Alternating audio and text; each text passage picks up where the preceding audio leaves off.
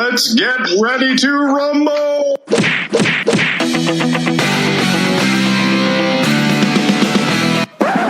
Welcome to Boxing Unwrapped. It's Boxing Unwrapped, the podcast that's a bigger underdog than Luke Campbell. I'm Ryan. I'm Andrew. And this week, guys, welcome to What the F is the Boxing News, our weekly rundown of the fights from last week, what you need to know for this week, and all the random shit in between. So, Andy, do you want to tell the good people what we've got in store for them? Yeah, of course. We're going to look at what the results were from the weekend just past. There were a couple of different fight cards from the US, including the highly celebrated Vegas one. Mm-hmm.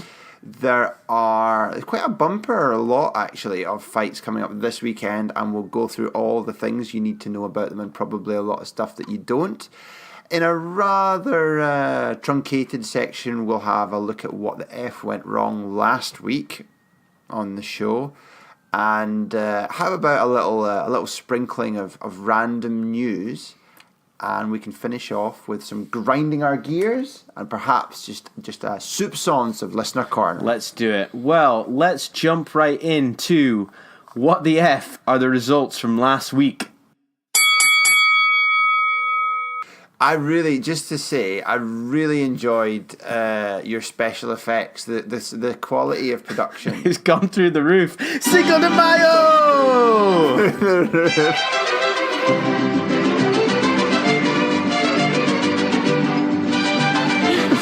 I listened to that and I was kind of gutting myself. I thought it was very funny. But in terms of the... So I think more of that, please. I played it to my wife as well, and she's like, oh, you should do more of that. Less of that, less of the talking. I'm like, it's a podcast, wife. It's a podcast. What do you want from us? She's like, oh, you should don't make it so dry. Don't make it so dry. Put a bit more of that in. Bit more fireworks. If you think this one's dry, Christ, you need to listen to that guy off fucking EastEnders and his dumb mate. Fucking way. Oh, Christ. Oh dear. Right. Anyway, should we talk about the fight, Alvarez versus Jacobs? Yeah, let's do it. What did you make of it? What did you think? I think it actually said to me that Alvarez was beatable. I think that Jacobs, if he'd managed to step it up a little bit earlier, I think he would have taken it on points. He had incredible punch resistance. He was taking shots from Alvarez and it didn't. I think once he figured out actually Alvarez's shots aren't hurting me, I think his confidence grew, and closer to the end of the fight, he was really going for it. Yep. It was a lot more competitive than I think a lot of people thought it was going to be. That I agree, yeah, because I think a lot of people were questioning, or were not really sure about whether Jacobs had gone past peak, whether he was starting to whether his optimal had kind of gone down a little bit from a few years ago.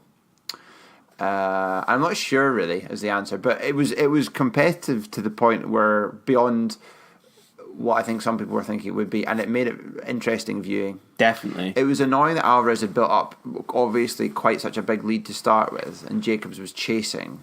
Do you know what I mean? So rather than it being really unclear as to who was ahead, rather than him trying to run his man down. But they both performed to a high level, I thought. Alvarez seemed to have quite a dip. He seemed to tire in the middle stages of the fight badly. Well, the commentators were talking about this actually, and they were saying, he does. This seems to be a thing that he does, and they were questioning about whether or not Jacobs was counting on this, because Alvarez does carry so much weight. He's such a fucking muscly bastard that he will be struggling to move around, and be as active for that many rounds, and I think Jacobs did definitely capitalize on that. But if only he could have just stepped it up a little bit earlier, maybe it was part of the game plan to tire him and then try and knock him out. I don't know. But I mean, Alvarez, especially closer to the end, he didn't seem to have as much fire in his punches. No, No, definitely not. I thought when he first starts, he looks so tremendously like sharp. He does he does everything like so technically well. Alvarez, he looks so good, like composed. His movement, his defense, his timing. He like counter punches. So I think he counter punches so effectively that it puts people off even trying. And I think that's kind of a bit what happened early doors to Jacobs. He's like, I'm getting tagged every time I try and go after him. I'm getting tagged. But it ended up being a close affair, and Canelo.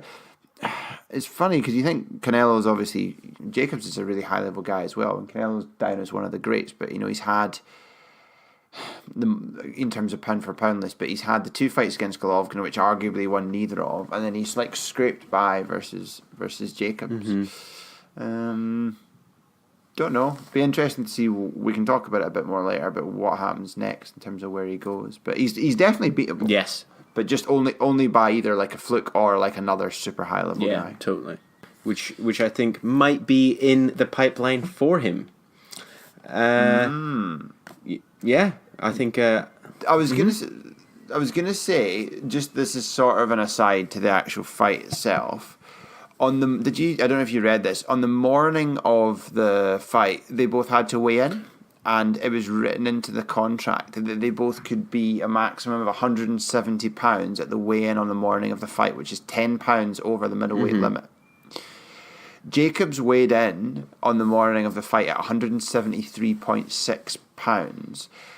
Reportedly at a contractual penalty of $250,000 per pound over the 170 pound limit. Fuck, man. Fuck. So he his his big dinner cost him nearly $1 million. Look, man, if you are like 13 pounds, so like over a stone of dehydration, there's no way that you're going to be able to manage to keep...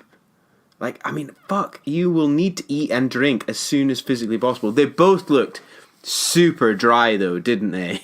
Like, in the weigh-in. Like, you take a look at Alvarez before at the weigh-in, and then as he turns up in the morning, and they're, like, different fucking guys, like... I know. Oven roasted in the morning. That's my expression. Crazy. So he made a decision that he'd rather have those 3.6 pounds on the morning of the weigh-in rather than the $1 million. I think his purse was something like 8 or 9, 7, 8, 9, something like that. So he decided it was worth it. And if you remember, he's got previous for this. So when he fought Triple G a couple years ago, he missed the morning weigh-in, which made him ineligible to win the IBF belt because they do on the morning of the weigh-in fights. So he decided that to further his chances of winning the fight, he would forgo the chance to win the IBF belt. Jacob said afterwards he's not sure about continuing at middle because he's finding it an increasing struggle to make weight, which makes sense with his kind of, obviously as you get older, it seems to be that there's, you get like kind of heavier set and it becomes more... Your body, your mass just becomes heavier, so it becomes harder to make weight. So he might be going to super middle. Well, I don't know. How will he do against fucking the monster that is Callum Smith? But there are other champions, which we can talk about a bit later. This is very much an aside, right? But just to mention, I want to mention something at this point. A lot of the more studied boxing fans will know this, what I'm about to say. One of Jacobs' first early loss was to a fighter called Dmitry Pirog, who goes down in history as one of the only world champions, a handful of world champions, to retire undefeated. Nice. Okay. Now, he retired because he ruptured a disc in his spine, obviously. I broke my back. Spinal. When he was in preparation to fight, and this was probably 6 years ago, 7 years ago, Triple G. But this boy was a tremendous fighter. He's undefeated. I've not watched every one of his fights, but he has this really unorthodox awkward looking style, loads of like movement, head movement, body movement, and he throws punches from strange angles, and he has like granite fists. And he fought Jacobs when Jacobs was before he got to world level, and this was supposed to be a fight that Jacobs was going to win on his march to world title level because he was a highly touted prospect. And Perog catches him earlier in the fight, but in the 5th round, Jacobs is kind of like a little bit out of shape, backed against the ropes, and Perog lands like a devastating right hand and just like knocks him clean out. The referee stops the count after 5 or 6, and then Jacob starts to protest. But he did look as if he was, at least for a few seconds, out cold. It is a master punch, and Perog had that in his locker, and he had a really difficult style, and people couldn't really land on him that clean. So it would have been curious to see if he hadn't retired because of injury, like within the next year or two after that, where he would have fitted into the middleweight landscape in terms of best of the eras.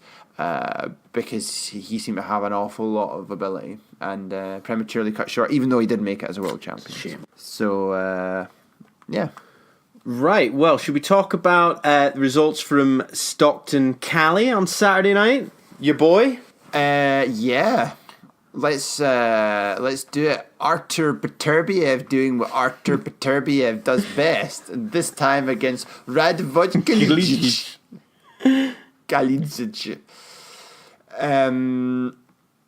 Beterbiev's a bit of a monster, isn't he? He really is, actually. I think he is a beast. The one thing that I think could hold him back in terms of moving up, maybe not if he was moving up to cruiserweight, is 6 foot.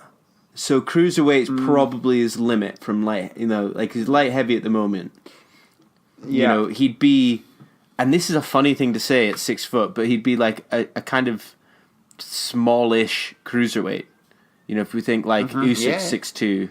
But if you can get them, there are lots of like very mouth-watering fights at light heavy. Light heavy's pretty stacked. Yeah. So we just need to get 2 of the top like 4 or 5 to fight each other. Yeah. That's what we need to happen. Do you know how you could have that happen? Go on. World Boxing Super Series next year, light heavyweight. Yes. Oh, that would be tremendous. Can't see it happen. Anyway, that would be the bee's knees. Beterbiev is like loves fighting up close. He loves to fight on the inside. But what I noticed when I was watching is how like unflappable he is, like exchanging punches, like under fire, toe to toe, up close, fighting on the inside. He doesn't seem to like flinch. He doesn't like flap or like even hurry his work, even when he's obviously getting hit back, because he is getting hit back because they're both stood in range. He just seems to have this like super compact, composed, but generating loads of power way about him when he's fighting. And the boy Kaladzic was just like, what the fuck is this?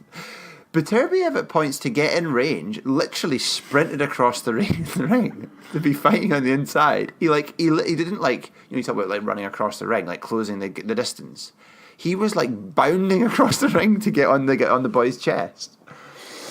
It's unbelievable. It is incredible, actually. Like, I wonder if like the light heavyweight division is like the new kind of shit hot division where all the good fights are going to be coming from, because when you look at the division, there's some fucking great matchups there.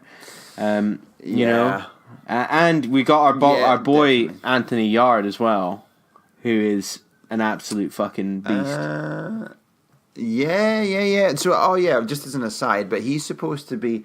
Apparently, I read something that the negotiations are ongoing for an end of June date in Russia for his fight versus Kovalev. I mean, fuck. I mean, they must be paying him a fuck ton of money to go fight this early in his career in Russia. His trainer is like bigged him up. He's sort of said, I can't remember his name, but Yard's trainer has been like, listen, he's going to destroy him. It's like, it's not going to be a close fight. You're going to see you're going to see Kovalev get destroyed.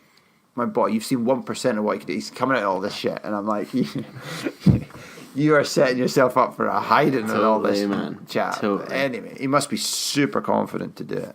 Yeah. So, but yeah, exciting. Should we say on the undercard of the co-main event, if you like, Jerwin Ancajas versus Ryuichi Funai at Junior Bantam. Ancajas defending his title with a 7th round knockdown after a one-sided affair. Yeah. Proper A-side, B-side bullshit. Well, then let's move on to what the F are the fights this weekend. Nice sky card. Nice, like, standard. Nice sky card. Hello, sky card. Nice sky card. Nice sky card. Your boy Jordan Gill's back in action against Enrique Dinico. I rate Jordan Gill, actually. You like him? Do. You're a fan. I do rate Jordan Gill. I think that I think he's athletic. I think he's got nice movement. I like watching him box, actually. I think it could be a nice fight to watch. I really enjoyed his fight against Emmanuel Dominguez. I thought that was it was a good fight. It kind of showed how good he could be. So, yeah. Good. I would argue, look out for it. I think it's going to be. I tip it. The other main event on that card is Lee Wood versus Ryan Doyle for the Commonwealth featherweight crown. And on BT Sport on Friday night, Ultimate Boxer. Yeah. Now I think this is a Ricky Hatton thing. Ultimate Boxer. I feel like I don't really understand how. I don't know very much about this. I don't understand how this has passed me by, but it seems to have. But it looks, from what I can understand, it seems to be that the middleweight tournament for Ultimate Boxer is happening at the smaller venue, the Indigo O2 in London, and it's being broadcast on BT Sport. Yeah, I think it's some sort of like elimination. It's a knockout tournament on the night, it's a lock isn't it? on the night. Yeah. Which, I mean, sounds exciting. I don't quite understand how it couldn't cause people a bit of damage, like physically. Like, I mean, it's fucking tough. Like, to think you've got to have all these fights in one night. You've got to do like 3 fights in one night. That's. Yeah, I tell you what, I'll watch it, Ryan. I'll watch it, and then I can report back to the listeners next week. I'll watch the Sky card. You watch the Sky card. I'll watch this. Unless it's rubbish, in which case I'll watch the Sky card. Okay. Right, cool. Good. Bueno. Saturday night, stateside, Arizona, ESPN, Box Nation, pulling another one out of the bag. Who they got? Miguel Berchelt versus Francisco Vargas, a very high-level super featherweight contest. Yes. A rematch, nonetheless. Berchelt beat Vargas just over 2 years ago by an 11th round stoppage, and it was a high-quality affair. Vargas stated afterwards that he lost because of the cuts that had opened up during the fight, and the cuts had opened up because they were old cuts. So he was like, I want a rematch, and now it has come to pass some 2+ years later. Berchelt is the highest rated super feather by our friends at the Transnational Boxing Rankings Board, and Vargas is ranked number 5, so super high level affair, and I think we can expect a very nice contest. But obviously the Berchelt goes in as heavy favourite. Definitely. Ably supported by another rematch. Oh yeah. The junior featherweight contest, the chance for revenge for Isaac Dogbay after his surprise upset defeat to the rangy and energetic Emmanuel Navarrete. So, chance for Dogbay to regain his regain his belt that he lost to Navarrete in the upset some months ago. Third v fourth in the division, in the junior featherweight division, according to our friends. At the TBRB, so third v fourth best fighters in the division. So those are two really nice they fights. are nice. Very good Especially fights. for Box Nation. Especially for Box Nation. So, yeah, very good. So stay up and watch it, or record it and watch it in the morning. And you know what else we need to sound? We need to sound that free boxing alert.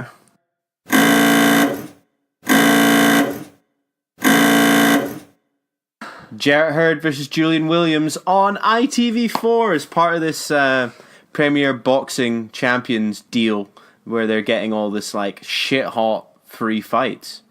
Yeah, there seemed to have been, unless we missed them, there was a bit of a lull in terms of what came across on the back of that for a while after there was like a spell where there was a few weeks in a row of good stuff. But here, this is a very decent fight. Yeah, it is indeed. You know. Yeah, I mean, Hurd's a monster, but Williams is no slouch. Yeah. Both top 10 fighters. Hurd's probably the best in the division, but Williams is a top 10 fighter for sure. And I think we can expect good things. I had a look. I didn't recognise the people on the undercard, but it's on ITV4, isn't it? Yeah. For the freeze, no cash monies required. Exactly, which is ideal. Well, let's move on then, Andy, to what the F went wrong last week. I mentioned already, not what went wrong, but yeah, the sound effects we liked a lot, and I think I'd like to empower you to feel free to put more of those in. Ryan. I know you're responsible for post production. As a surprise, stick shit in. Yeah. Well, I've also got something else that went right last week. Actually, while we're on the topic. Go on. So, last week you were talking about when Holyfield's ear was bitten and continued to fight, and you actually said, he can continue to fight because it probably serves no function, right? Yeah, okay, right, yeah. Which I don't think I kind of articulated myself quite as I wished. But right. Go on. Well, it turns out you're absolutely right. So, my brother, who is a medical professional, was listening to it, right? And he actually says the part that got bitten off is literally like the appendix. It serves no function. It's called Darwin's tubercle and is a remnant of evolution. He says it's a vestigial trait. So we were completely right. The bit that was bitten off by Mike Tyson is completely fine. You can hear perfectly well without it. Good of Mike Tyson to choose a non-functioning body part to remove off Holyfield. Exactly. So there we go. Got so much shit going right. It's going right all night. Well, segueing nicely, and there was nothing technically that we did wrong, but I felt we probably laboured the section about no contest somewhat. Oh yeah, I know. And you'd cut some of the stuff out. So I don't know how long we spent talking about. We lost like, about actually 10 minutes in live. post-production talking about no contest. For anyone that's not listened to it, it's an absolute cracker of a segment. We talk about what happens between whether it's before the end of the fourth or after the fourth, and the various ways in which a fight can be terminated. Anyway, we did give it a lot of airtime. Do you have a thing for Canelo? Why? What do you mean? Well, like listening back to the episode from last week, it comes across a little bit like you might have either a crush or a man crush on Canelo. You know, I do think that actually, like as a physical specimen, he is pretty fucking like he's pretty big. He's pretty hardcore. I mean, obviously, part of that is because he uses performance-enhancing drugs. No, he doesn't anymore, unless he like during camp. But he is, and like I think in terms of an evolution of a boxer, I think he's definitely gotten better and better as his career's progressed to being a very high level operator. But can't be a champion in my eyes because he's a drugs cheat. So is that why it's like a tortured love that you have for him? It's a very tortured love. Because good. You mentioned last week about Prograis and whether or not after he's like cleared out the super lightweight division, which he may or may not do. Go on, Taylor. But after he does that, whether he'll move up. So I was looking at how tall he is. I don't know enough about how his frame would take it, but certainly you've got a very recent example a la Crawford, who started actually not at super light but at lightweight and then went on to dominate lightweight, super lightweight before obviously now being one of the pound for pounds and mixing it with the best in the welterweight division. So the precedence is there if his talent is, and depends on how his frame takes to the extra muscle. But he's the same height as Crawford, is my point, in a roundabout way. He's slightly shorter than Spence, so he's in the mix in terms of the right height, but it's just about how his body would respond to it. But it's not an impossibility, but he's got a lot of work to do yet, I would say. Definitely. I've got one more. Right. The origin of Saved by the Bell. Oh, hit me with it. People back in the day were concerned about being buried alive. They were, yeah.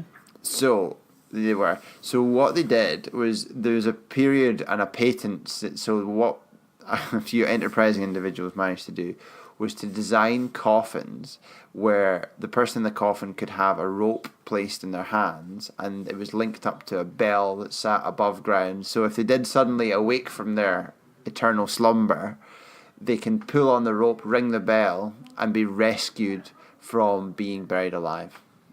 Ah. And that is the apocryphal tale as to the origin of Saved by the Bell. There's actually, if you look stuff up, you can find things on it, but one of the things is that it's probably not true. You did have these coffins, and they did have the bells on them, above ground bells, but that's probably, there's not a lot of evidence to suggest that that is the origin of Saved by the Bell. And it's 19th century terminology originating from boxing. Okay. Interesting shit. Them's the breaks. Right, so let's move on to some random news. Yeah, do you have anything to start with? I mean, nothing other than we could be in for an incredible trip, right? We don't know where yet. We've been trying to figure it out. Lomachenko versus Luke Campbell. Going to be in the UK. It's been announced. I have my money that it's going to be at the KC Stadium in Hull. I'm convinced, man. I'm convinced. Well, I'll bet you, and the loser buys the first beer, I'll bet you that it's done at, I can't remember the name of it, but the large indoor arena in, I'm going to say, can I have two? Sheffield or Leeds? There are two large indoor arenas. One in Sheffield and one in Leeds that hold like 13,000. I think it will be in one of those. And we'll bet the first Imperial IPAs on it. Deal. But listeners, if you do know of a nice microbrewery in Hull, answers on a postcard, please. I think I know of a nice microbrewery in Hull. Well, I don't know if it's a microbrewery. There's one called, I think there's a brewery, this is terrible listening. I think there's a brewery called Atom who makes some decent beers, and I think they might be in Hull. Okay. Well, I mean, I think the KC Stadium, see if this is like August time, like early August, open air possibility, down by the seaside, right? He is a hometown boy.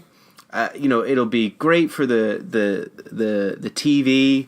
Perfect. I think it would be an ideal scenario because it's actually quite a big stadium as well.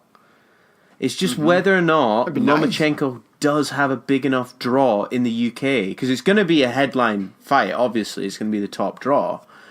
You're not going to stick this on an undercard. So, whether or not Lomachenko has the draw to bring in more than like 25,000 people. I don't know.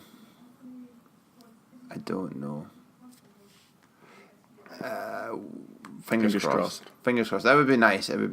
By the way, Atom Beers is in Hull.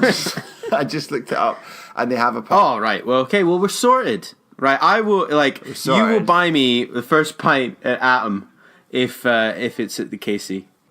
I will.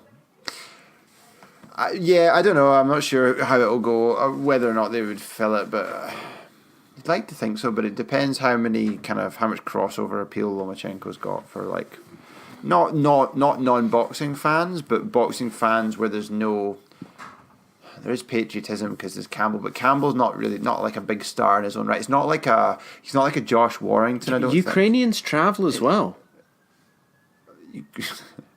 There'll be quite large Ukrainian populations. I don't know about in Hull, but you know, I'm sure he would. There'll be a Ukrainian population in the UK, at least a portion of which would be willing to go. But I don't know how much. Anyway, fingers crossed. I think we'll be there. Is worth saying while we're speaking about it that like a lot of people think this is a bit unfair. Lomachenko, because of, as we've talked about previously, is on a mission to unify. He wants all the damn belts. So he's kind of skipped the queue. Campbell's the mandatory because the belt in question is open. Yep. Campbell's the mandatory. Loma's not even ranked by the organisation because he's another belt holder. But he's skipped the queue of like the numbers 2, 3, 4, and 5 ranked fighters within that organisation. And because he petitioned and they've said, yes, okay, fine, you can do it. Because it's the biggest fight they can make. And the next 4 ranked fighters have got to do a tournament. Yeah, which I think is going to be exciting, actually. I'll be curious to see if they agree to it. I'm not sure they will. It's got your boy. Teofimo Lopez, yeah. I think he'll agree to it, because he'll believe he can beat everybody. Possibly. But, I mean, I don't know if they're then doing things on other people's terms. I don't know. There's so much, like, behind-the-scene politics. But, yeah. Interesting times. Interesting. Indeed. Some more random news. Yeah, let's move on. Usyk's heavyweight debut versus Takam has been postponed. I know. I'm really disappointed, but he's got an injury, bicep injury. Yeah. So the fight versus Takam will be postponed to TBC. Triple G's got a new trainer. And who is this? Well, yeah, because Abel Sanchez has basically like thrown out everybody he was training, hasn't he? So he threw his toys out the pram apparently in an hour-long interview, saying how Triple G's betrayed him and it's all about money, and he made him who he is and all this. I don't know what's happened with Sanchez. Anyway, Jonathan Banks, who's obviously a former fighter and trained most recently Klitschko. Is his new trainer.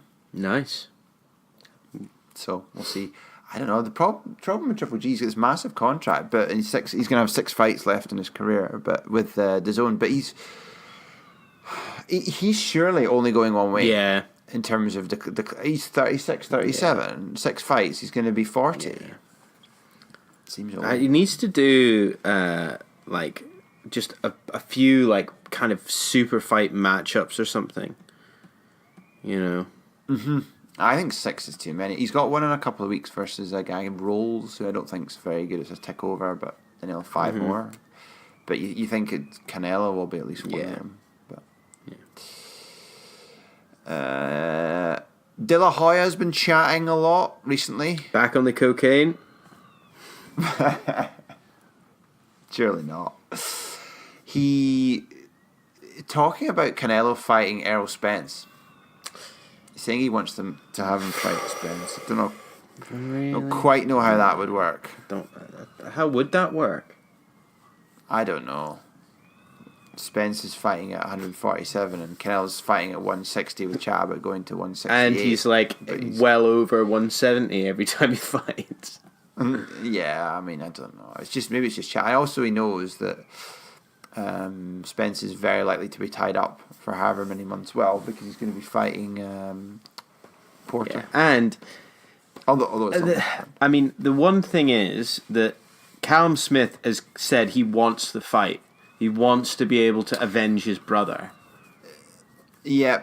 Yeah. So, and to be honest, like I think that it's a good fight for Alvarez, but I think Smith would demolish him because he's just so big.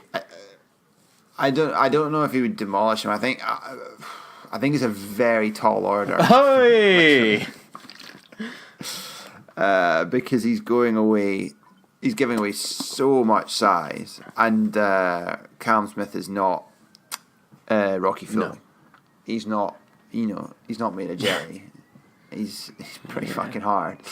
My money would be Canelo's trainers come out saying that it's not Triple G's next fight. So my money would be on he'll fight Andrade to unify the middleweight. And then he'll fight one of the weaker. If he's going to move up, he'll fight one of the weaker guys at super middle. Darrell would be the weakest, I think. I always forget whether Gilberto Ramirez is staying at super middle or moving up. I think he moved up in his last fight. But he's not officially left yet. But if he stays, he's a monster. He's fucking huge. Callum Smith's huge, so we'd be left with Darrell or maybe Caleb Plant that he could fight at super middle. But my money would be on. My money would be on Andrade. Yeah. One last little super duper random news from me is the talk of Frock Groves 3. Have you seen this shit? Just Frock won't shut his fucking mouth, man. Like, Groves has been like, he was joking saying that, like, look, I've retired you once. I'll retire you again, because obviously, like, Frock retired after Groves, so, like, he's been joking, saying that he retired him. Yeah. In like a light-hearted, funny way. And Frock, being the wanker that he is like, well, we can just easily make it happen. We can easily make it happen, no problem. I've knocked you out in front of 80,000 at Wembley twice. I'll do it again. I don't know. I would be. This is the sort of like circus stuff that I think boxing could do without. To be honest, I know. I mean, like Eddie Hearn's all for making it happen. He's actually said. He said that like it would do well over 1 million buys, so it doesn't mind. Which I think it probably would. Seriously? Yeah, it would do over 1 million buys, I reckon. Like, because it's one of those things that would capture the nation, wouldn't it? Probably. I mean, like, Groves is not retired for long, and Frock does seem like he's in good shape. Yeah, but I mean, I think we need to be careful though, because Frock's obviously older, and he has been retired for a good bit longer. That's surely got to count against him. Yeah. Oh, I don't know. I could do with it being left alone, to be honest. I think so could everybody, but who knows? Carl Froch does what Carl Froch Fucking wants. does as well. He does. Any more random news? No. Had enough. Had enough, Ryan. Had enough of this random news. Had enough. Right, well, let's move on. Andy, do you want to tell me what grinds your gears this week? You know what really grinds my gears? I hadn't actually thought of anything until we started recording the episode, if I'm being totally honest. And so hopefully the lack of preparation doesn't kind of become too apparent. What I wanted to talk about, and it's something I've mentioned before, but you can correct me afterwards, or the listeners can correct me if you think I'm talking utter nonsense. But I listened to a different podcast, a non-boxing related podcast this week, and it was about the music industry, and it was about how like Spotify revolutionized the music industry, right? Because what they did was they created a way in which to generate some revenues from like the 90 or the 95% of people that listen to music but that don't go out and buy albums, right? Because you had this thing where the music industry was capturing the $15 from this tiny proportion of people that would buy music and and get absolutely nothing from the vast majority who are not prepared to pay it. So it's a completely economically inefficient way of doing it, because you're capturing none of the value when there is value there within the vast majority of the listenership. Yes. And I think I've spoken about this a little bit before, but pay-per-view events in boxing do exactly the same thing. And And likewise there was the whole, the proliferation of peer-to-peer downloading, like your Napsters and all that BitTorrent stuff, because people weren't prepared to pay. There were no price points in between what it cost and what they were prepared to pay. There was this proliferation of piracy. And it's the exact same thing happening like 10 years, 15 years later in terms of pay-per-view. And there has to be a way to get cleverer about addressing it. And the way to address it is to somehow have multiple differentiated points of entry for people that want to watch it. And it's like, why does no one think about this? Why does no one take a risk with one of the events and go, we need to have, someone wants the creme de la creme package, okay, they pay top dollar. Someone wants it with a bit less, they pay this much, a bit less, a bit less, a bit less. And there must be loads of clever ways, creative ways you can have differentiated offerings, the same as you can with everything else, to extract some value from the probably in boxing, like 95 or 98% of people that either don't watch it or watch it illegally because they're not prepared to pay the $100 or the £20. There must be a way to capture some value for those people, from those people who would. How many people would pay £5 to watch a boxing match? Yeah, exactly. Like, where you have an entry where it's just the main card. Because example, I think a lot of people don't really give a shit about the undercard, or they don't necessarily understand the undercard unless they listen to this show, and they're like, "Fuck, actually, there's some good fights on this undercard," right?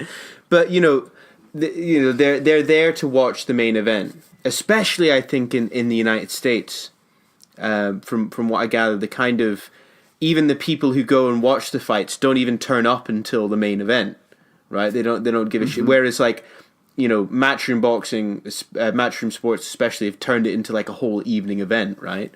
Where you go, you pay £7 a fucking pint of Carling and get dressed up for the evening. But if you could just say, all right, I'm just going to pay £5 for the main event, then I think people actually probably would do it.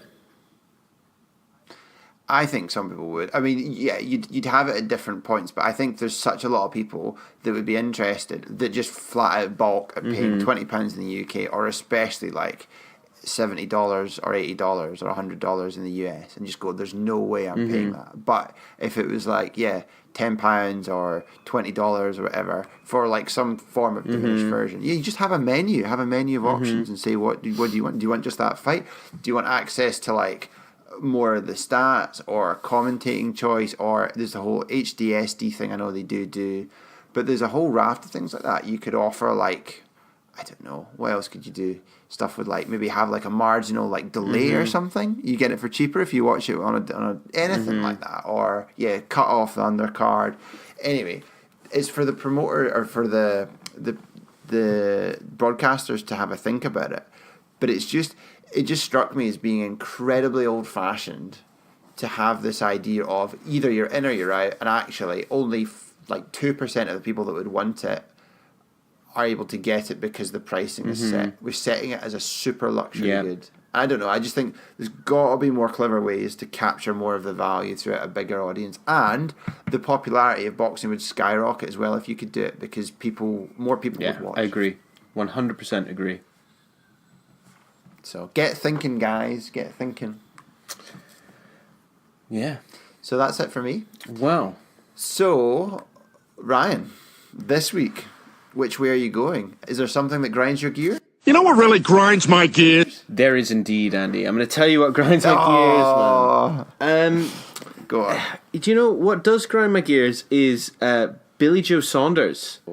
He's at least 5. He's been the subject of 5 grinding of gears throughout this podcast. Well, I just don't understand him, right? He's got he could be a very talented boxer, I think. I've seen for sure. I think he could be a very, very talented boxer. I think he could do a lot. But I think what he needs to start or learning to do is to prove himself in the ring rather than on Twitter or in the news or whatever, because I feel that he's almost at risk of becoming totally redundant to the division. He's now, obviously campaigning at super middleweight. I guess that's maybe he's struggling to make middleweight now. He's fighting this guy, Shefat Isufi,